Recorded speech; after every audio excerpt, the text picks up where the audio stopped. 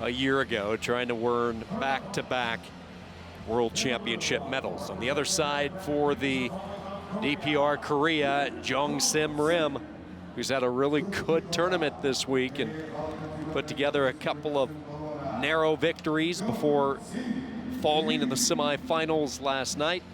A chance to take on a tough customer, a proven young commodity in Japan's KAWAI. That's right, that's right. Rim has been really, really good at staying solid and compact, taking those calculated moves.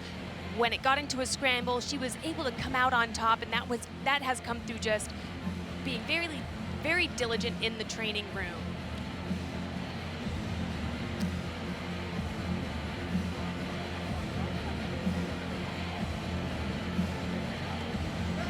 This would be big for Jong if she can bring a medal back to the Democratic People's Republic of Korea. Program that's trying to really build momentum on the women's side of sports. Opportunity here to be an icon back home. And I would say they're doing a pretty good job considering the amount of athletes that they've had in the medal rounds and in this tournament overall that's been successful. Yeah, they're building some momentum, no doubt about it. Trying to keep that momentum rolling against the world silver medalist from last year in KAWAI. Japan, by the way, is your team leader in these world championships. As we wrap up the women's division, they've been competing the last 2.5 days, all coming to a climax with both 62 and 68, the 9th and 10th world champions to be crowned. KAWAI, she is so fast. She's incredibly good at changing levels, and as soon as she sees her shot, she'll go in for a double high crotch single. And as soon as she gets in on one of those legs, she's an absolute fighter. Rim, you'll see that she's aware of that. She's putting her hands out, feeling where her opponent is, and when that shot comes, she's going to be prepared to scramble. It really was a memorable year for Yukaku Kawai in 2018. She was named the United World Wrestling U23 Women's Wrestler of the Year. She had the runner-up finish at the World Championship in the same year that she had her title-winning performance at the U23. This is uncharted territory. You don't get a lot of athletes who are able to have that type of success in both of those tournaments, and yet she was able to do just that. Following up, hoping for another medal at the senior level here in 2019. Right now, Kawai's on the shot clock, and she's going to be looking, of course, to get her point, but don't expect her to take any risky shots that will put her in danger because she's well aware that Rim has some very solid defense.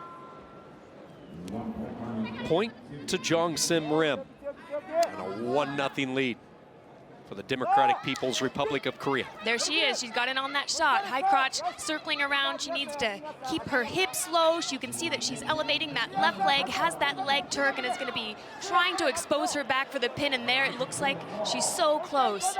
Rim rolls through right to her belly just as she should. Rolled her right on through. 4-1 Japan. Now she drops in for a lace, trying to hook up maybe a leg lace up around the knees. Has it. Ratcheted up, rolls her for one turn, building that momentum. Pretty good base by Rim. It's a 6-1 lead. She still has the ankles, but the official blows it dead. And Rim did a really good job at that leg lace defense where what she needed to do was bring her hips back over her ankles, and that's what she was able to do. What have we used to describe the chain wrestling from Japan throughout the past couple of days?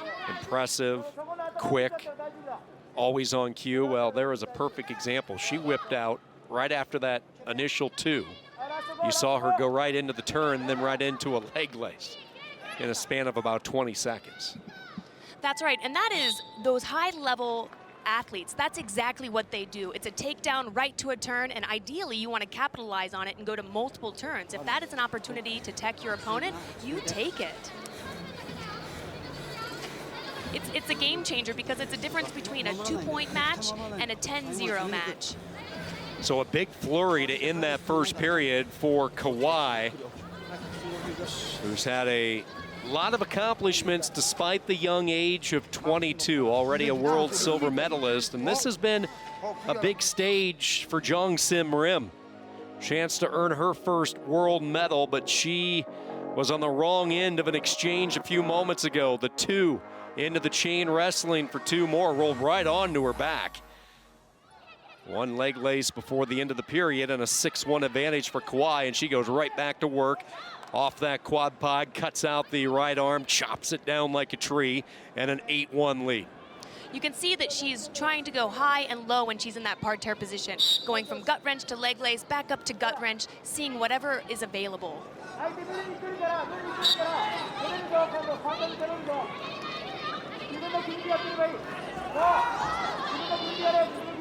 Rim has a deficit, so you know that she's going to be taking some shots, and KAWAI has such good defense. Rim needs to make sure that when she takes those shots and she gets in on those legs, she keeps her head up, keeps her hips underneath her, because KAWAI, what she's going to want to do is do that counter offense and circle up. Get the feeling this is a real dangerous juncture for Jongsim Rim. DPR Korea in some trouble, down 8-1. KAWAI with a lot of momentum. Look at the counter and the 2. Going right down to that leg lace, trying to get her shoulder pressure to drive into her hind and getting her ankles crossed. You can see she has it. She's rolling right through.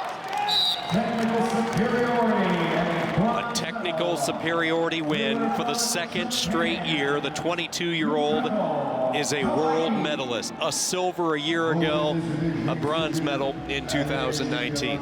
That's right. As soon as she was able to go in and get her offense going from that first takedown that got her the leg laces, the score opened up wide enough that allowed Rim to go in and take some wild loose shots that